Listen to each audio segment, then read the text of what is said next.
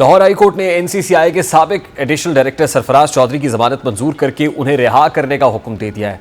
अब दरहकीकत सरफराज चौधरी मारूफ यूट्यूबर दक्की भाई से मुबैना तौर पर रिश्वत वसूल करने और इख्तियारात के नाजायज़ इस्तेमाल के इल्ज़ामात के तहत गिरफ्तार किए गए थे। इस केस में दीगर मुतल्लिका अफराद को भी आर्जी तौर पर मुअत्तल किया गया और मुकदमा दर्ज किए गए थे, जिससे मामले की संगीनी और आला सतह के सरकारी एहलकारों की शमूलियत का इम्कान ज़ाहिर होता है। गिरफ्तारी और मुअत्तली के इक़दामात से वाज़ेह होता है कि इंतज़ामी और कानूनी निज़ाम ने इल्ज़ामात की संजीदगी को तस्लीम किया है। मुतल्लिका इदारों ने इब्तदाई तहकीकात के बाद कानूनी कार्रवाई की, जिसके नतीजे में सरफराज चौधरी को गिरफ्तार किया गया। गो कि अब अदालत की जानिब से उन्हें जमानत मिल गई है, लेकिन इससे इल्ज़ाम की सदाकत या अदम सदाकत पर फौरी कोई राय कायम नहीं हो सकती। अदालत ने जमानत देते वक्त उमूमी तौर पर फरार होने के ख़तरे, शवाहिद में मुदाखलत के इम्कानात और मुलजिम के रवैये को मद्देनज़र रखती हैं। इस फैसले का मतलब यह है कि अदालत ने यह तशख़ीस की है कि मुलजिम की फौरी रिहाई के बावजूद मुकदमे की तहकीकात मुतासर होने का ख़तरा कम है।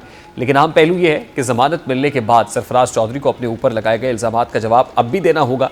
ये केस अवाम और मीडिया की तवज्जो का मरकज़ रहा है, क्योंकि डक्की भाई की गिरफ्तारी ने मामले को मज़ीद नुमाया बनाया। अब इस किस्म की मुकदमात में अदालती फ़ैसलों को अवामी राय या मीडिया के दबाव से मुतासर ना होने देना ज़रूरी है, ताकि कानूनी अमल शफाफ और मुनसिफाना रहे। ज़मानत का मौजूदा फ़ैसला इसी उसूल की अक्कासी करता है कि मुकदमा कानूनी दायरे में ज़ेर समात रहेगा और इल्ज़ामात की तहकीकात जारी रहेंगी, क्योंकि ज़मानत की मंजूरी सिर्फ कानूनी दायरा कार की तकमील है, जो इल्ज़ामात की मौजूदगी या तहकीकात के नताइज पर कोई असरअंदाज नहीं होती। सरफराज चौधरी की रिहाई के बावजूद इल्ज़ामात अपनी जगह कायम है और मुकदमा अदालती तहकीकात के ताबे रहेगा। अब शफाफ अदालती अमल, शवाहिद की मुकम्मल जाँच और कानूनी उसूलों की पाबंदी ही अवाम के एतमाद को बरकरार रखने के लिए ज़रूरी है, और यही मुस्तक़बिल में सरकारी एहलकारों के एहतसाब के लिए भी एक मयार कायम करती है।